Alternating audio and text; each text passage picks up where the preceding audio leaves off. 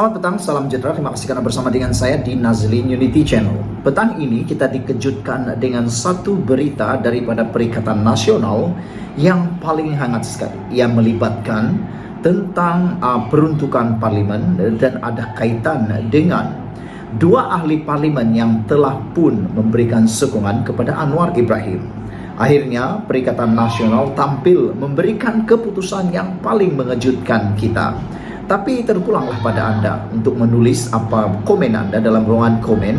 Apakah tindakan keputusan daripada Perikatan Nasional ini menguntungkan mereka ataupun lebih menambah kerugian besar kepada Perikatan Nasional? Hari ini dipetik daripada sabudin.com. Perikatan Nasional muktamad tutup rundingan isu peruntukan ahli parlimen. Perikatan Nasional PN tidak akan meneruskan rundingan dengan wakil kerajaan mengenai peruntukan samarata ahli parlimen pembangkang. Ketua WIP Perikatan Nasional Taqiyuddin Hasan menjelaskan rundingan diketuai Timbalan Perdana Menteri Fadilah Yusof meminta pembangkang menulis surat kepada kerajaan dengan menyatakan jaminan tertentu. Bagaimanapun ahli parlimen Kota Bahru itu tidak menjelaskan jaminan atau aku janji diminta oleh pemerintah. Dulu masa Ismail Sabri Yaakob pada Perdana Menteri ke-9, kerajaan yang tawar kepada pembangkang untuk menandatangani memorandum persefahaman MOU. Kali ini kenapa kita pula kena hantar surat dan memberi aku janji tertentu, kata Taqiyuddin. Sebab itulah terhentinya kita tak akan tulis apa-apa untuk dapatkan peruntukan ahli parlimen, katanya pada sidang media. Beliau turut mengulangi dakwaannya bahawa janji untuk memberikan peruntukan kepada wakil rakyat terkandung dalam manifesto Pakatan Harapan PH.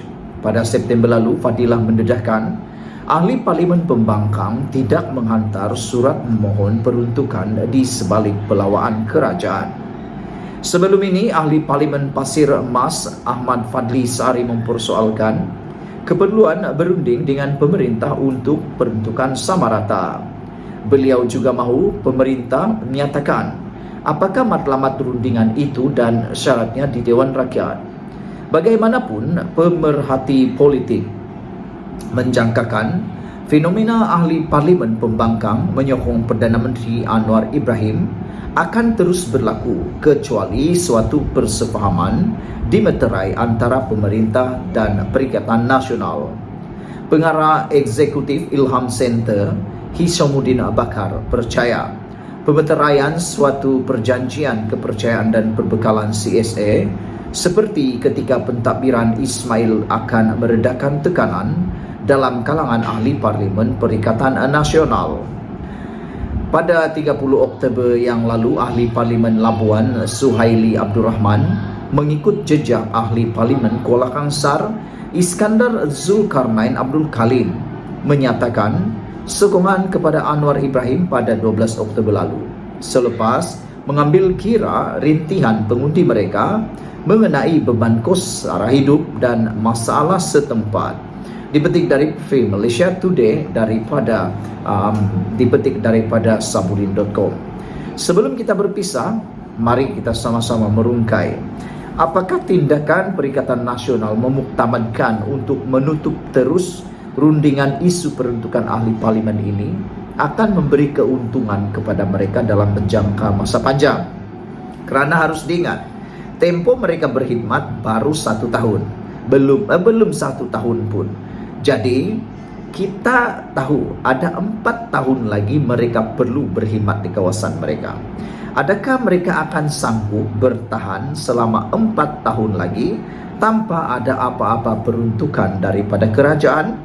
Harus diingat, mungkinkah perkara ini hanya dilakukan oleh satu pihak saja? Dan seperti yang dinyatakan oleh penganalisis politik yang terkenal, beberapa penganalisis politik menyatakan bahawa fenomena ini akan menyebabkan ahli parlimen pembangkang mungkin akan terus menyokong Perdana Menteri Anwar Ibrahim kecuali suatu persefahaman dimeterai antara pemerintah dan Perikatan Nasional. Pada pendapat anda, akhirnya nanti siapakah yang akan terkena? Sekian dulu untuk kali ini. Jangan lupa tinggalkan komen Anda, tekan butang subscribe. Malaysia kita punya, ikuti terus ulasan selepas ini.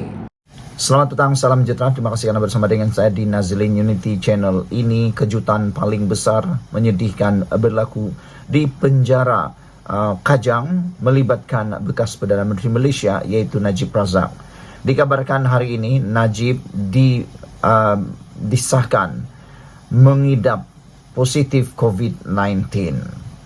Bekas Perdana Menteri Datuk Seri Najib Tun Razak dilaporkan dijangkiti COVID-19 pada Rabu. Dalam satu kenyataan, pegawai khasnya Muhammad Mukhlis Maghribi memaklumkan Najib Razak dikejarkan ke Hospital Kuala Lumpur pada Selasa selepas beliau mengadu demam. Setelah pemeriksaan dilakukan doktor pakar, beliau didapati positif COVID-19. Pada itu, Najib dilaporkan berada dalam keadaan stabil dan sedang menjalani kuarantin dan rawatan di Hospital Kuala Lumpur. Sementara itu, Mukhlis mewakili keluarga Najib Razak berterima kasih kepada pihak penjara khasnya penjara Kajang dan Hospital Kuala Lumpur di atas tindakan pantas memberi rawatan. Pada 23 Ogos tahun lalu, buat pertama kalinya dalam sejarah negara, Najib menjadi bekas Perdana Menteri dipenjarakan selama 12 tahun selepas didapati bersalah atas tuduhan kes menyeleweng dana RM42 juta dana milik SRC International Sendirian Berhad. Saudara-saudara sekalian, Menteri Kesihatan telah pun memberikan kenyataan terkini tentang perkara ini. Hari ini disahkan bahawa Najib dimasukkan ke hospital, kata Menteri Kesihatan Malaysia. Dr. Zalina Mustafa mengesahkan Najib Tun Razak dimasukkan ke hospital. Bagaimanapun, beliau tidak boleh berkongsi maklumat berkaitan penyakit dan rawatan yang sedang diberikan kepada bekas Perdana Menteri itu. Saya hanya boleh mengesahkan kemasukan beliau ke hospital, tapi rawatan penyakitnya dan sebagainya itu adalah sulit, kata beliau. Itu sahaja yang saya boleh maklumkan, katanya. Beliau berkata demikian pada sidang media di bangunan Parlimen pada hari ini. SANI pada Rabu melaporkan bekas ahli Parlimen pekan itu dimasukkan ke hospital kerana dijangkiti COVID-19. Dalam satu kenyataan, pegawai khasnya Muhammad Mukhlis Maghribi memaklumkan Najib dikejarkan ke hospital pada Selasa selepas beliau mengadu demam. Setelah pemeriksaan dilakukan doktor pakar, beliau didapati positif COVID-19, katanya. Najib dilaporkan berada dalam keadaan stabil dan sedang menjalani kuarantin serta rawatan lanjut di Hospital Kuala Lumpur.